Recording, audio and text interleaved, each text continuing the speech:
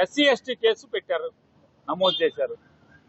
వంశీ గారిని అరెస్ట్ చేసేప్పుడు ఎక్కడికి తీసుకెళ్లాలి? రిమాండ్కి, ఎస్సీ ఎస్టీ కోర్టుకు తీసుకెళ్లాలి. కానీ ఉద్దేశపూర్వకంగా ఎస్సీ ఎస్టీ కోర్టు కాకుండా వేరే కోర్టుకు తీసుకెళ్లి వంశీ గారిని ప్రొడ్యూస్ చేస్తే దాని అర్థం ఏంటి? ఇదంతా కూడా వారు ఒక ప్లాన్ చేసుకుని, ఒక ప్లాన్ ప్రకారం వంశీ గారిని ఈ జైల్లోకి తీసుకురావాలంటే ఎలా అయితే, ఏ మార్గం గుండా వెళ్తే అయితే కనుక చట్టం మేరకు, చట్టరీత్యా పోలీసు రూల్స్ ప్రకారం, లేదా పోలీసులు చట్టాలు ఏదైతే నిబంధనలు ఉన్నాయో ఆ నిబంధనల మేరకు కాకుండా వీళ్ళు అనుకున్న తప్పుడు దారిలో తప్పుడు కేసు పెట్టి తప్పుడు దారిలో వెళ్తే మాత్రమే ఈ జైల్లోకి వస్తారనేటువంటి పక్కా ప్లాన్ ప్రకారమే పోలీసులు, విజయవాడ పోలీసులు యాక్ట్ చేశారనేది వాళ్ళ చిన్నపిల్లోడిని ఇవన్నీ కూడా, ఈ కేసులన్నీ, ఈ కాగితాలన్నీ ముందు పెట్టినా కూడా లీగల్ నాలెడ్జ్ లేనటువంటి ఏ మనిషికి చూపించినా కూడా అర్థం అవుతుంది. ఖచ్చితంగా వీటన్నింటినీ కూడా వంశీ గారి కుటుంబం కోర్టుల్లో ఛాలెంజ్ చేయబోతున్నారు. సార్, మీ పైన కూడా ఒక కేసు నమోదు చేశారు. మన గుంటూరు జగన్నాథ పర్యటన ఉన్నారని చేసినటువంటి సార్, మీరు కూడా లేరని చెప్పి కూడా మొన్న గుంటూరు మిర్చియాటికి జగన్మోహన్ రెడ్డి గారు పర్యటనకి, అంటే రైతుల్ని పరామర్శించి రైతుల్ని యొక్క స్థితిగతులు తెలుసుకుని వాటన్నిటిని ప్రభుత్వానికి తెలియజెప్పడం కోసం ఆయన వెళ్ళిన దాంట్లో ఆ రోజు నేను మచిలీపట్నంలో ఉన్నాను.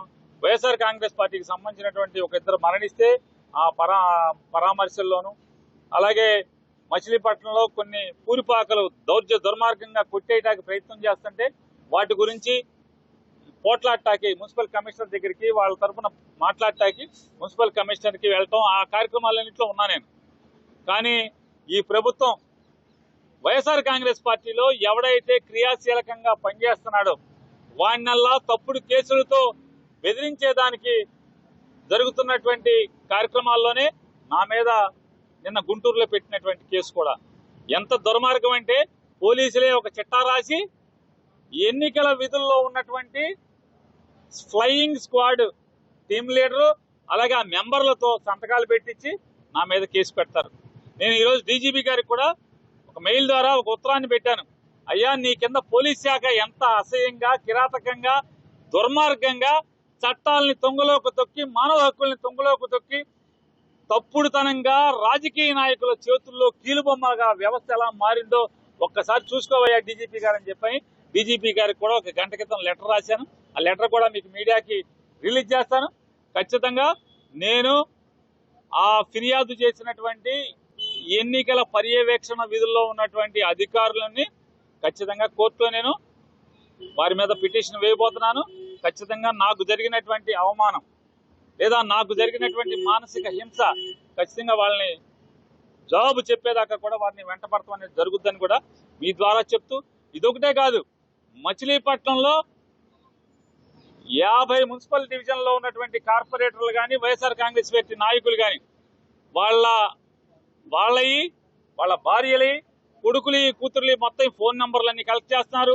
అలాగే మచిలీపట్నం మండలంలో ఉన్నటువంటి వైఎస్ఆర్ కాంగ్రెస్ పార్టీ సర్పంచ్లు, అట్లాగే గ్రామస్థాయి నాయకులు, బ్యాంక్ ప్రెసిడెంట్లు అందరూ కూడా వాళ్ళ భార్యలు ఫోన్ నెంబర్లు ఎందుకు పోలీసులకి? అంటే పార్టీలో తిరిగితే గనక నీ మొగుడిని లోపలేస్తాం లేదా మీ నాన్న లోపలేస్తాం అని చెప్పి వాళ్ళ కుటుంబ సభ్యులను కూడా ఫోన్లు చేసి బెదిరిస్తాకి, లేదా ఇప్పటికే మా ఫోన్లన్నీ కూడా ఎవరో చంద్రబాబు గారి చుట్టం అంట, ప్రకాష్ ఏదో ఉంది ఆయన పేరు, రమేష్ హాస్పిటల్ దగ్గర ఆఫీస్ పెట్టారు. ఒక 17 మంది కానిస్టేబుల్స్ కి జీతం కాకుండా మరొక ₹1,00,000 నెల క్యాష్ ఇస్తున్నారు. ఇవన్నీ కూడా టీడీపీ వాళ్ళు చెప్తున్నారు. మీ ఫోన్లన్నీ కూడా రికార్డ్ అవుతున్నాయి. పేరు నాని ఫోన్ ప్రతిదీ కూడా మొత్తం రికార్డ్ అవుతుంది, మొత్తం వింటున్నారు. ఇట్లా పేరు నానితో పాటుగా వైఎస్ఆర్ కాంగ్రెస్ పార్టీలో క్రియాశీలకంగా ఉన్న ప్రతి ఒక్కరి ఫోన్లన్నీ కూడా రికార్డ్ చేస్తున్నారు. అదొక్కటే కాకుండా ఇవాళ మచిలీపట్నంలో మొత్తం కార్పొరేటర్లు కానీ, గ్రామస్థాయి నాయకులు కానీ వాళ్ళ ఫోన్లు, వాళ్ళ భార్యలై, పిల్లలై ఫోన్ నెంబర్లన్నీ కూడా ఎస్పీ ఆదేశాల మేరకు, కృష్ణా జిల్లా ఎస్పీ ఆదేశాల మేరకు పోలీసులు కలెక్ట్ చేస్తున్నారంటే వాళ్ళని బెదిరించడాకా లేదా వాళ్ళ ఫోన్లన్నీ కూడా రికార్డ్ చేస్తాకనేది మాకు అర్థమవుతుంది. ఖచ్చితంగా మీరు ఇవాళ ఎన్ని తప్పుడు పనులు చేసినా మీరందరూ దోషులుగా చట్టం ముందుకు తేపడేదానికి ఒక రోజు వస్తుంది. అది మరొక 4 సంవత్సరాల్లో వస్తుంది అనుకుంటాం. ఖచ్చితంగా అందరూ ఫేస్ చేయాలి, మాత్రం గుర్తుపెట్టుకోమంటారు. నెక్స్ట్ అరెస్ట్ అయ్యేది పేరు ప్రధానంగా తీసుకొస్తున్నారు. ఎక్కడ మాట్లాడినా అదే పేరు. మీరెవరో పేరు చెప్పారు. అతను మంత్రి పదవి హోదా ఎలగబెడతాకి తప్పితే ప్రజాసేవకు కానీ, మా ఊరు బాగు చేయటానికి కానీ, రాష్ట్రాన్ని బాగు చేయటానికి కానీ ఎందుకు పనికి రాకుండా కేవలం లోకేష్ దగ్గర గింజలు రాలిపడిన గింజలు ఏరుకుంటాకి మూటలకు అప్పచెపితే ఆ మూటల్లో రాలిపడిన నోటుల్ని జేబులో కుక్కుని సంతోషపడటానికి తప్పితే మరొక దానికి పనికిరాని మనిషి. అతనికి ఛాలెంజ్ చేస్తున్నా. ఇప్పటికి నవంబర్ డిసెంబర్ నుంచి మోగుతున్నావు. పేరు నాని అరెస్ట్ చేస్తాను, పేరు నాని అరెస్ట్ చేస్తానని నేను రోడ్లెంబడే తిరుగుతున్నా. ఇప్పుడు కొడాలి నాని, పేరు నాని అరెస్ట్ చేస్తున్నావు. ఏంటి బొంగులో నీ అరెస్ట్ వల్ల నా రోమం కూడా పోడదని నేను చెప్తున్నా కుల రవీంద్రకి.